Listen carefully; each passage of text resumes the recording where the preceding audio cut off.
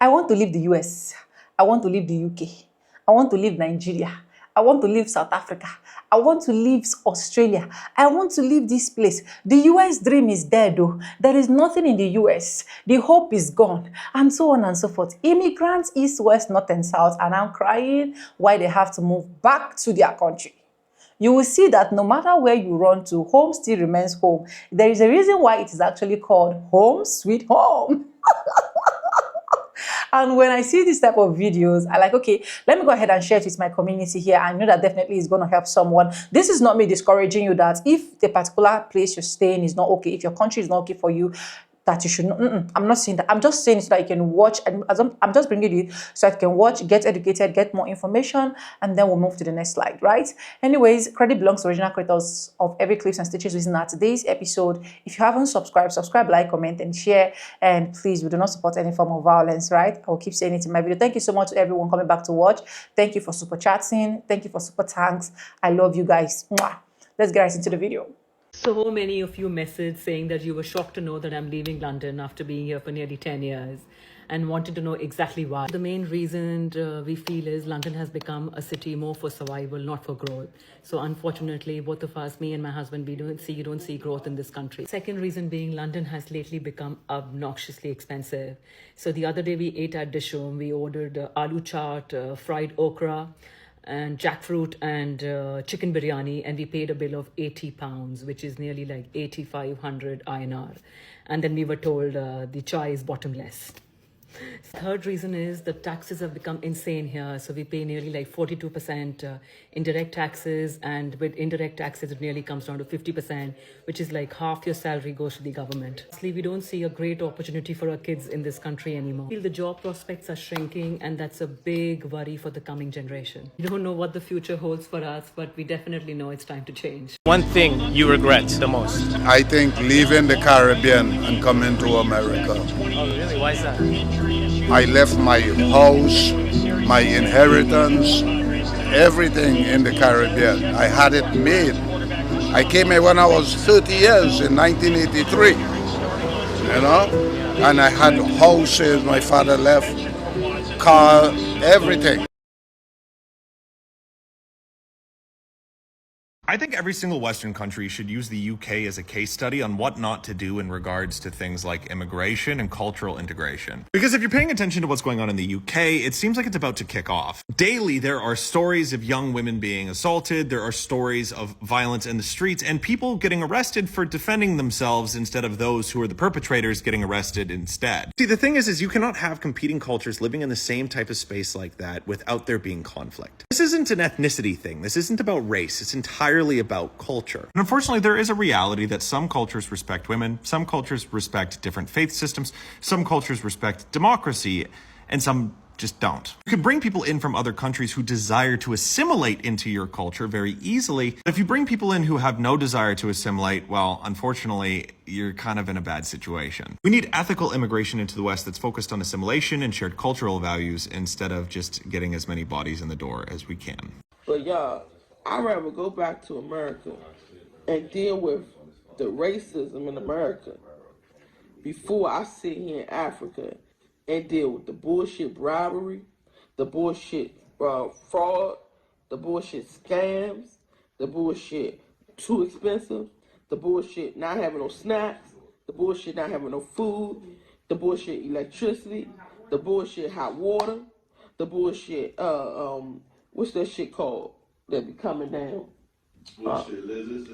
The bullshit animals. It's scorpions outside the house. It's big ass spiders. It's big ass lizards. Colorful lizards you ain't never seen before. All in the fucking room with you. Sleeping with you. All the bullshit people trying to scam you when you go outside thinking you rich. So they trying to get more money off of you. I'm really trying to wrap my head around this shit. I'm really trying to wrap my head around how are Americans coming to Africa and being happy. Please comment down below, because for me, I'm ready to go. And I always used to say, if it's up to me, it will be, and I'm going to go out to Africa and make shit happen. No, I don't want to. I want to take my businesses back to America. I want to open up shop back in America, open up my dentist office, and all the stuff that I was going to do out here in America. steady electricity, and the only time our electricity get cut off is when we don't pay the bill. And we got it so good now, we got prepaid electricity, so if we forget to pay the bill, we put some money on that prepaid thing and it comes right back on in 2 minutes. In less than 2 minutes. This shit right here didn't come on for 14 hours yesterday. I can't deal. I love the people. Don't get me wrong, when I'm outside, I'm having fun. I love the people, but when I come back to reality, when you come back home, home is where the heart is, right? When you come back home, you're supposed to feel comfortable, you're supposed to be happy. I'm not happy. To live in a house where you look outside and all you see is turkeys and ducks and chickens and sheep and old malnourished cows. It's time to wake up, England. It really is. You don't see the distractions everywhere, the divide and rule, the seeds that the UK government have been planting and working along the Zionists, even paying people like Tommy Robinson, paying both sides to cause a racial war in England. Well done, UK government. You got the war you've been pushing for. Look at the carnage that's happened since hanging these flags. It's like a dog marking its territory. Hanging those flags were racially orientated. There was nothing English about them.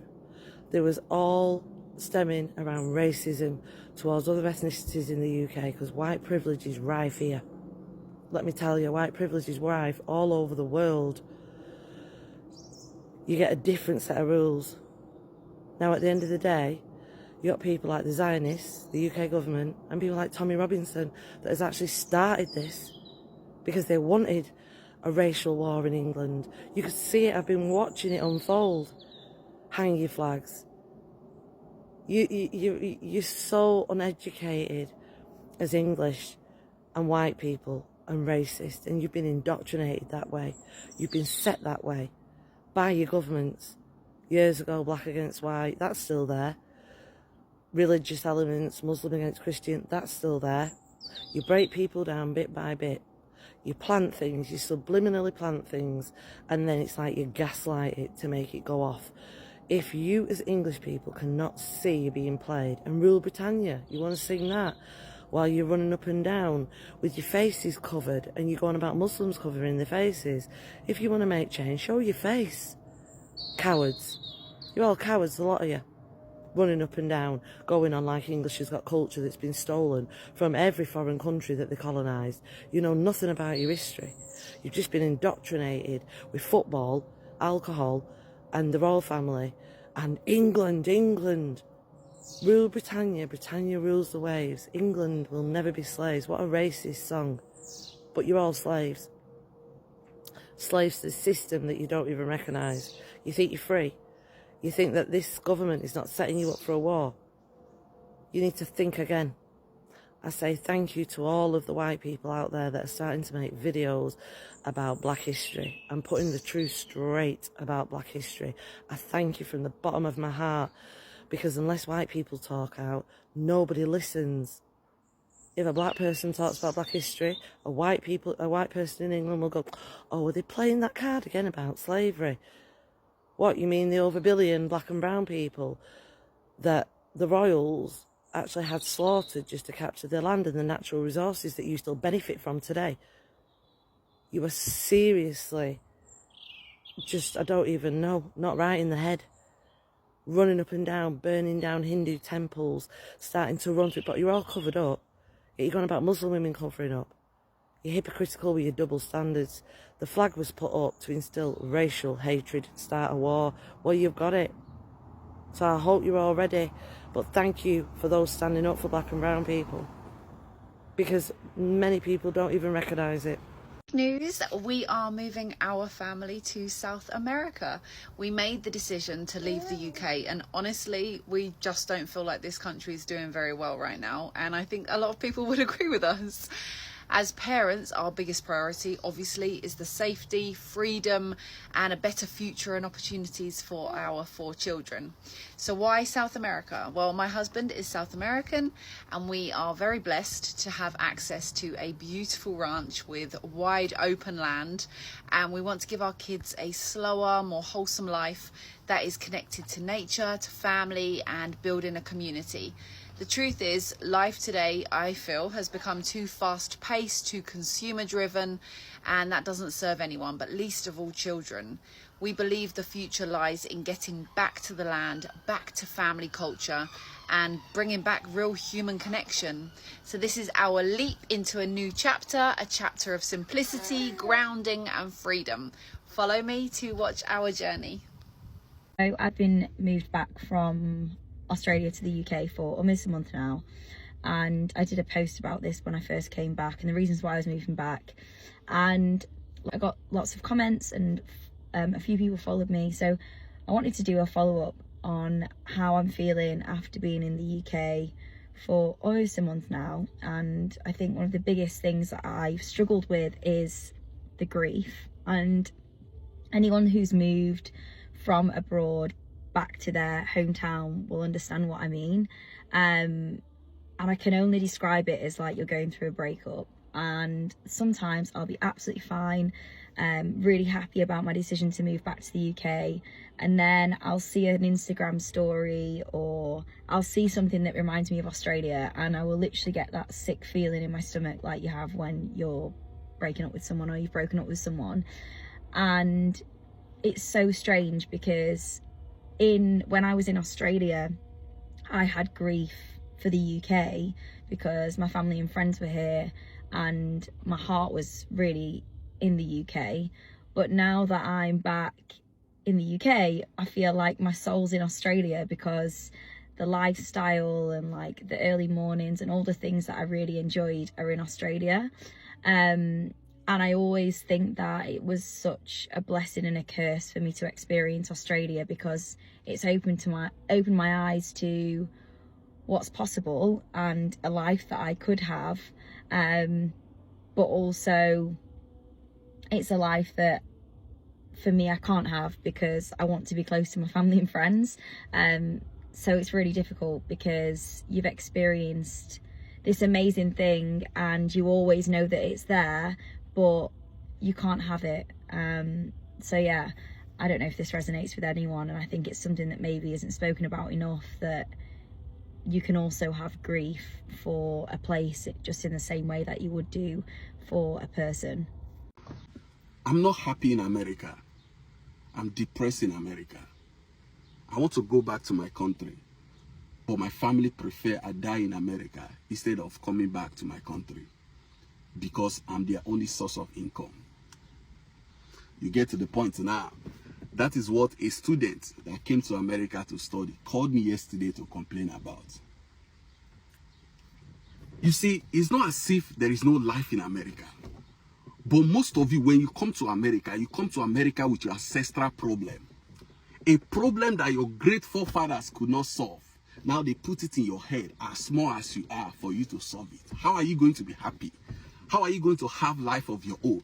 You are working all your life to solve this problem that your great forefathers could not solve. You get to the point now. I tell people, the earlier you realize that the people you are killing yourself to help don't even care about your mental well-being. They don't even care about you. Listen, work on yourself. When you succeed, you have more to give. But when you fail, the person you are trying to help will still find a way of helping himself. You get to the point now. When you come to America, seek ye the American dream first, and every other things shall be added unto you. Stop killing yourself to solve a problem you did not create. Work on yourself. You get to the point now. Work on yourself. When you succeed, you have more to give. When you succeed, you give humanity more. But when you fail, the people you are killing yourself to help will still find a way to move forward without you. There is life here. But some of you come to America. You are in America, but your spirit, your soul is living in somewhere else. Working anti-clockwise to take care of people that don't even check up on you, that don't even care if you are living or you are dead. To take care of people that prefer you die here instead of going to a place you find happiness because you are their only source of income. You get to the point now, work on yourself. There is life in America. America is so beautiful. I'm telling you, I used to have this mentality until I work on myself to see the beauty of this great country. There's life here. America is so beautiful. Welcome back to the channel, guys. Welcome back after watching all of that clip. One thing I keep saying is, if you're going to any country, just know that there is definitely going to be a disadvantage and an advantage. No matter how long you have stayed in a particular country, it does not give you all of that edge to make you think that everything is going to be easy for you. You might even enter a particular country and things are way easier, and later on that you think you're supposed to be more comfortable, things start getting tougher. So it is okay when you find out that this is the right time that I need to move back. It is okay when you find out that this thing is no longer working as planned and I need to go back to where I come from. Like I said from the first clip of my video, I said there is a reason why it is called home sweet home. There is a strong reason behind it. And when you see that reason why it is called home sweet home, you have to embrace that reason and run with that reason. And I keep saying it. I don't advise anybody to sell off every single thing you have as your whole property just because you want to relocate, just because you want to move. You might be there the first 1, 2, 3 years and everything is going smooth, but at the end of the day, in the next 4 years, you find out that things are no longer going smooth. Just like the story of a particular student that was actually asked to leave the UK with immediate effect. Now, why was she asked to? It is because they found out that she was working overtime. She was working overtime as a student of the allocated 20 hours that was actually given to her. And this lady actually stated their reasons why she was working overtime. She lost her sponsor along the line. Her dad died along the line. She stayed in the UK for 3 years. She was supposed to graduate, I think, next year or so. And they couldn't even give her the chance to graduate because to them, they felt like she was not really obeying their rules. Now to she felt like, okay, I think I need to do more jobs so that I can get more money because the system is all about collecting and putting in. So when you see immigrants telling you that they are going back, I don't just blame them. The only system I blame is the African system because it looked like when you are abroad and things is actually not working for you and you decide to say, okay, I am moving back home, it looks as if you are a failure. It looks as if you have cut down a lot of people that are supposed to be feeding, clothing, and so on and so forth. Because that is how we view people abroad. We as Africans, we view our brothers and sisters abroad as people that are well-to-do, as people that are making so much money, as people that have everything. And the moment they don't care for us, we start hating. We start saying a lot of things like my uncle, my auntie, my cousin is wicked, despite the fact they are in the US, in the UK, in Australia, in France. But you don't know what these people are going through inside. You don't know how these people are managing to survive. You don't know what they are really going through there. So when you see people staying in a place for 10 good years, and now they decide to say, okay, I am going back home, it simply means something has actually pushed them. You can see the American lady in the video that was also talking about she better go back to America and deal with the racist in America than staying in this African, the particular African country she was staying is Ghana, than staying in Ghana and deal with the bullshit, blah, blah, blah, that she called. Do you get? Anyways, I leave you to leave me your thoughts in the comment section. What do you think about this video? If you were in their shoe, will you not move back to your country no matter how bad your country is? I really want to know in the comment section. If you haven't subscribed, subscribe, like, comment, and share. Thank you so much for always coming back to click my videos. I do not take you guys for granted. You guys are the best. And all clips and stitches used in today's episode, credit belongs to original creators of those videos. We do not support any form of violence, and this is just for educational purposes. Anyways, with no further ado, I'm going to be saying bye and I'll see you guys in my next slide. For now, bye. I love you guys.